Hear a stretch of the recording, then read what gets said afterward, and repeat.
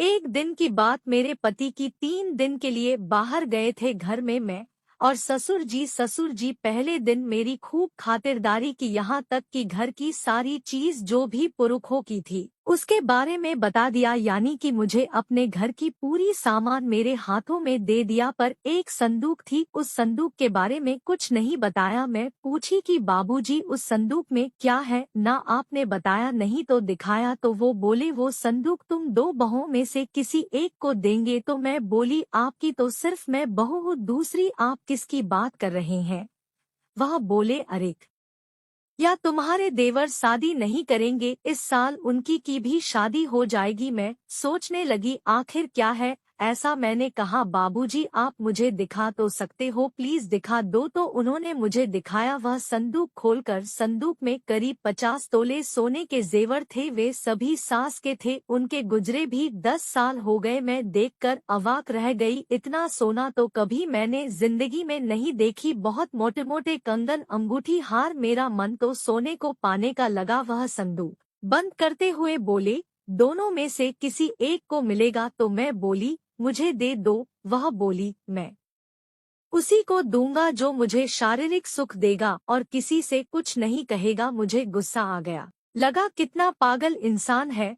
ससुर हो के इसके दिमाग में इतनी गंदी चीजें भरी हुई है। पर मैं बोल दी नहीं लेना दे देना दूसरी वाली को, अगर वह तुम्हें शारीरिक तो नहीं तो किसी बाहर बाली आते ही खुश कर देगी। और वह से गई। रात के करीब 8 बज रहे थे, खाना खा लिए थे, अपने कमरे में जाकर सो गई और वह भी चले गए। मैं करवट बदलती रही, नींद नहीं आ रहा था। मुझे लग रहा था मैं रिश्ते बना लूं। 50 तोले मेरे नहीं बनाऊं, 50 तोले किसी और के 50 तोले तो तोले में तो मैं तो फिल्म की हीरोइन भी मिल जाती है। यही सब सोच रही थी, फिर सोचती थी मेरे पापा किए 5 लाख जमा कर पाए, जमा किए 5 लाख जमा कर पाए, और मैं चाहूँ तो 20 लाख 1 मिनट में कमा सकती हूँ। मुझसे रहा नहीं गया और मैं चला फिर उनके कमरे की तरफ। वह जब पहुंची तो छोटी लाइट जल रही थी। ससुर जी आंखें बंद किए थे और केला हिला रहे थे, धीरे धीरे अपने को ऊपर नीचे कर रहे थे। मैं कुछ देर खड़ी रही, तब भी बंद थी और मुंह से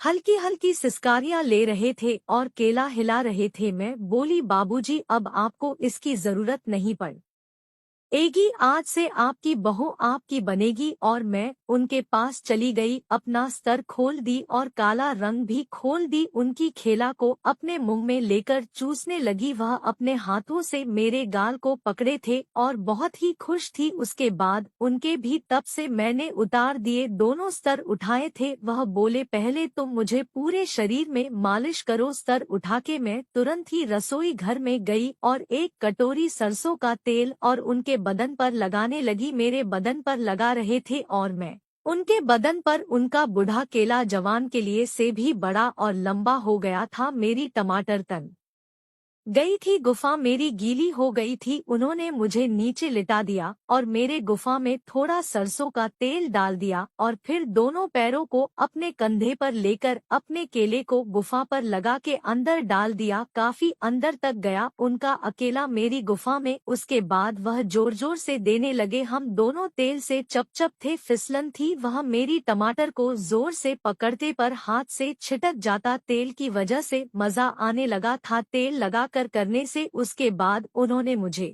उलट दिया और फिर पहाड़ में तेल डाल दिया और अपने केला में भी तेल लगा लिया और फिर वह मेरे पहाड़ में केला डाल दिया। एक मेरी दूसरी बार थी, पहली बार पति ने मारा था पहाड़ पर, दर्द की वजह से दोबारा नहीं दी। पर आज आसानी से ससुर जी का केला चला गया। वो जोर जोर से थप्पड़ मारने लगे, बीच बीच में वह गुफा में भी केला पीछे से ही डाल। हम दोनों ने करीब 1 घंटे तक मजा किए, फिर वह निढाल हो गए दोस्तों। उसके बाद वह दूसरे कमरे में गया, संदूक लाया और सारा जेवर मुझे पहनाया और बोले कि क्या तुम मेरी ऐसे ही सेवा करती रहोगी। मैंने कहा क्यों नहीं, बिल्कुल करूंगी, पहले से सोच रही थी। खुश कर दिया मैं तो बिना जी जेवर के भी आपको दे दूंगी। अब आप मुझे मत छोड़ना प्लीज, जरूर। गुफा में आपका केला और आपके करने का तरीका मुझे काफी पसंद आया।